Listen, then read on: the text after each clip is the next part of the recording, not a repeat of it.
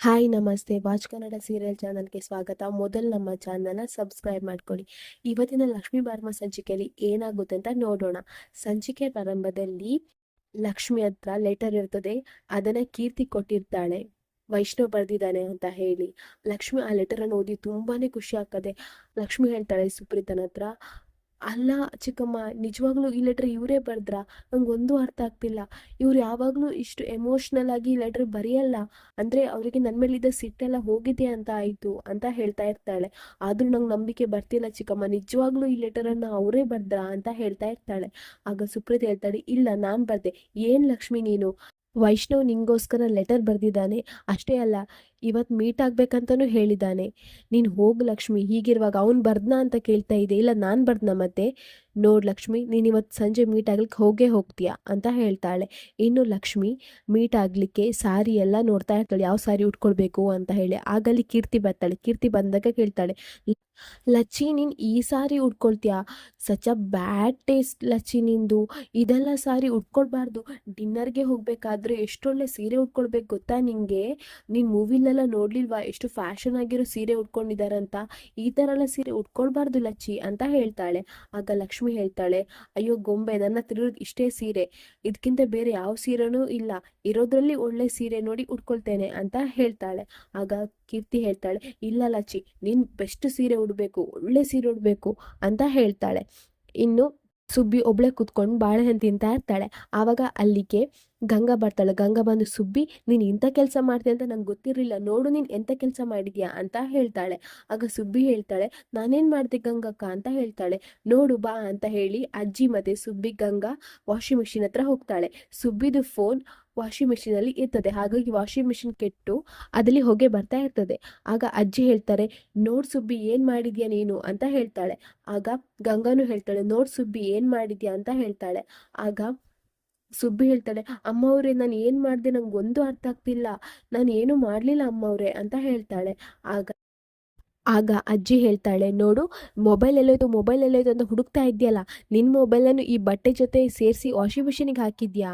ನೋಡು, washing machine ಕೆಟ್ಟೋಗಿ ಹೊಗೆ ಬರ್ತಿದೆ ಅದರಲ್ಲಿ ಅಂತ ಹೇಳ್ತಾಳೆ. ಆಗ ಸುಬ್ಬಿ ಹೇಳ್ತಾಳೆ, ಅಯ್ಯೋ ಇಲ್ಲ ಅಮ್ಮವ್ರೆ, ನಾನು ವಾಷಿಂಗ್ ಮಿಷಿನ್ಗೆ ಹಾಕಲಿಲ್ಲ. ನನ್ನ ಮೊಬೈಲನ್ನು ಕಾವೇರಿ ಅಮ್ಮನ ರೂಮಲ್ಲಿ ಚಾರ್ಜಿಗೆ ಇಟ್ಟಿದ್ದೆ. ಆ ಮೊಬೈಲ್ ಇಲ್ಲಿ ಹೇಗೆ ಬಂತು ನಂಗೆ ಒಂದು ಗೊತ್ತಾಗ್ತಿಲ್ಲ ಅಮ್ಮವ್ರೆ. ನಾನೇನು ಮಾಡಲಿಲ್ಲ, ನನ್ನ ಮೊಬೈಲ್ ಕಳೆದೋಗಿತ್ತಂತ ನಾನು ಹೇಳಿದ್ನಲ್ವ ನಿಮಗೆ ಅಂತ ಹೇಳ್ತಾಳೆ. ಆಗ ಆಗ ಗಂಗಾ ಹೇಳ್ತಾಳೆ, ಸುಬ್ಬಿ ನೀನು ಏನೂ ಮಾಡದೆ ಮೊಬೈಲ್ ತನ್ನಷ್ಟಕ್ಕೆ ವಾಷಿಂಗ್ ಮಿಷಿನ್ ಒಳಗೆ ಹೋಯ್ತಾ? ನೋಡು, ವಾಷಿಂಗ್ ಮಿಷಿನಲ್ಲಿ ಮೊಬೈಲ್ ಇದೆ ಅಂತ ಹೇಳಿ ಮೊಬೈಲನ್ನು ತೆಗೆದು ಕೊಡ್ತಾಳೆ. ಆ್ಯಕ್ಚುಲಿ ಅದು ಗಂಗಾ ವಾಷಿಂಗ್ ಮಿಷಿನಲ್ಲಿ ಮೊಬೈಲ್ ಇಟ್ಟಿರ್ತಾಳೆ. ಆವಾಗ ಸುಬ್ಬಿಗೆ ಮನಸ್ಸಲ್ಲಿ ಅಂದ್ಕೊಳ್ತಾಳೆ, ಈ ಮೊಬೈಲನ್ನೇನಾದರೂ ಕಾವೇರಮ್ಮ ನೋಡಿದರೆ ಅಷ್ಟೇ, ನನ್ನನ್ನಂತೂ ಬಿಡಲ್ಲ, ಹೇಗಾದರೂ ಮಾಡಿ ಈ ಮೊಬೈಲನ್ನು ಅಡಗಿಸಿಡ್ಬೇಕು ಅಂತ ಹೇಳ್ತಾಳೆ. ಇನ್ನು ಈ ಕಡೆ ನೈಟ್ ಆಗಿರುತ್ತೆ. ವೈಷ್ಣವ್ ಹೋಗ್ತಾನೆ. ಅಲ್ಲಿ ಡಿನ್ನರ್ ಸೆಟಪ್ ಎಲ್ಲ ಆಗಿರುತ್ತೆ. ವೈಷ್ಣವ್ ಅಂದ್ಕೊಳ್ತಾನೆ, ಲಕ್ಷ್ಮಿಯೇ ನನ್ನ ಕರೆದದ್ದು ಅಂತ ಅಂದ್ಕೊಂಡು ಅಲ್ಲಿ ಹೋಗಿ ನಿಂತ್ಕೊಂಡು ಯೋಚನೆ ಮಾಡ್ತಾ ಇರ್ತಾನೆ. ಲಕ್ಷ್ಮಿ ಅವರು ಸ್ವಾಭಿಮಾನ ಬಿಟ್ಟು ನನ್ನ ಕರೆದ್ರ, ಅವರಿಗೆ ನನ್ನ ಜೊತೆ ಮಾತಾಡುವಂಥದ್ದು ಏನಿದೆ ಇಷ್ಟೆಲ್ಲ ಆದ್ಮೇಲೆ ಅಂತ ತಿಳ್ಕೊಂಡು ಯೋಚನೆ ಮಾಡ್ತಾ ಇರ್ತಾನೆ. ಆಗ ಲಕ್ಷ್ಮಿ ಬರ್ತಾಳೆ, ಒಂದು ಚಂದ ಸಾರಿ ಉಟ್ಕೊಂಡು ಬರ್ತಾಳೆ. ಆಗ ವೈಷ್ಣವ್ ಅವಳನ್ನು ನೋಡಿ ಕಳೆದೇ ಹೋಗ್ತಾನೆ. ಎಷ್ಟು ಚಂದ ಕಾಣಿಸ್ತಿದ್ದೀರಾ ಮಹಾಲಕ್ಷ್ಮಿ ನೀವು ಅಂತ ತಿಳ್ಕೊಂಡು ಮನಸ್ಸಲ್ಲಿ ಹೇಳ್ತಾ ಇರ್ತಾನೆ. ಇನ್ನು ಅವಳನ್ನು ನೋಡಿ ಅಲ್ಲಿ ಸ್ಟನ್ ಆಗಿ ಬಿಡ್ತಾನೆ. ಅವನ ಕೈ ಮೇಣಗೆ ತಾಗುತ್ತೆ. ಆವಾಗ ಕೈ ಉರಿಯುತ್ತೆ. ಆಗ ಲಕ್ಷ್ಮಿ ಅವನ ಕೈಗೆ ಬಾಯಿಯಿಂದ ಗಾಳಿ ಊದ್ತಾ ಇರ್ತಾಳೆ. ಅದನ್ನ ಕೀರ್ತಿ ಮತ್ತೆ ಅಂಕಿತ್ ನೋಡ್ತಾ ಇರ್ತಾರೆ. ಅಂಕಿತ್ ಹೇಳ್ತಾನೆ, ಕೀರ್ತಿ ಅವರೇ, ನಾವೀಗ ಹೋಗ್ಬೇಕು, ಇಲ್ಲಿಂದ ನಾವು ಇರಬಾರ್ದು, ಬನ್ನಿ ಬನ್ನಿ ಹೋಗುವ ಅಂತ ಹೇಳ್ತಾನೆ. ಆಗ ಕೀರ್ತಿ ಹೇಳ್ತಾಳೆ, ಇಲ್ಲ ಅಂಕಿತ್, ನಾವು ನಿಂತ್ಕೊಂಡು ನೋಡುವ ಅಂಕಿತ್, ಪ್ಲೀಸ್ ಅಂಕಿತ್, ಪ್ಲೀಸ್ ಅಂಕಿತ್ ಅಂತ ಹೇಳ್ತಾಳೆ. ಆಗ ಅಂಕಿತ್ ಹೇಳ್ತಾನೆ, ಇಲ್ಲ ನಾವೀಗ ಅಲ್ಲಿ ಹೋಗಬಾರ್ದು, ನಾವೇನಾದರೂ ಹೋದರೆ ಅಲ್ಲಿಗೆ ಕೆಲಸ ಕೆಟ್ಟೋಗುತ್ತೆ, ನಮ್ಮ ಪ್ಲ್ಯಾನ್ ಎಲ್ಲ ಫ್ಲಾಪ್ ಆಗುತ್ತೆ, ನಮ್ಮನ್ನವ್ರು ನೋಡಿದ್ರು ಪ್ಲ್ಯಾನ್ ಫ್ಲಾಪ್ ಆಗುತ್ತೆ, ಬನ್ನಿ ಬನ್ನಿ ನಾವು ಇಲ್ಲಿಂದ ಹೋಗೋಣ ಅಂತ ಹೇಳಿ ಕರ್ಕೊಂಡು ಹೋಗ್ತಾನೆ. ಆವಾಗ ಅಂಕಿತಿಗೆ ಫೋನ್ ಬರುತ್ತೆ. ಅದನ್ನು ನೋಡಿ ಅವನು ಹೇಳ್ತಾನೆ, ನನಗೆ ಕಾಲ್ ಬಂದಿದೆ ಅರ್ಜೆಂಟ್ಲಿ, ನೀವು ಇಲ್ಲೇ ನಿಂತ್ಕೊಂಡಿರಿ, ಇಲ್ಲೇ ನಿಂತ್ಕೊಳ್ಳಿ, ಎಲ್ಲಿಗೆ ಹೋಗಬೇಡಿ ಅಂತ ಹೇಳ್ತಾನೆ. ಆಗ ಕೀರ್ತಿ ಅಲ್ಲೇ ನಿಂತ್ಕೊಂಡು ಅವ್ರು ಏನು ಮಾಡ್ತಾರೆ ಅಂತ ನೋಡ್ತಾ ಇರ್ತಾಳೆ. ಇನ್ನು ಈ ಕಡೆ ಇವ್ರು ಈ ರೀತಿ ಇರೋದನ್ನ ಕಾವೇರಿ ನೋಡ್ತಾಳೆ. ಕಾವೇರಿ ನೋಡಿ ಕಾವೇರಿಗೆ ಸಿಟ್ಟು ಬರುತ್ತೆ.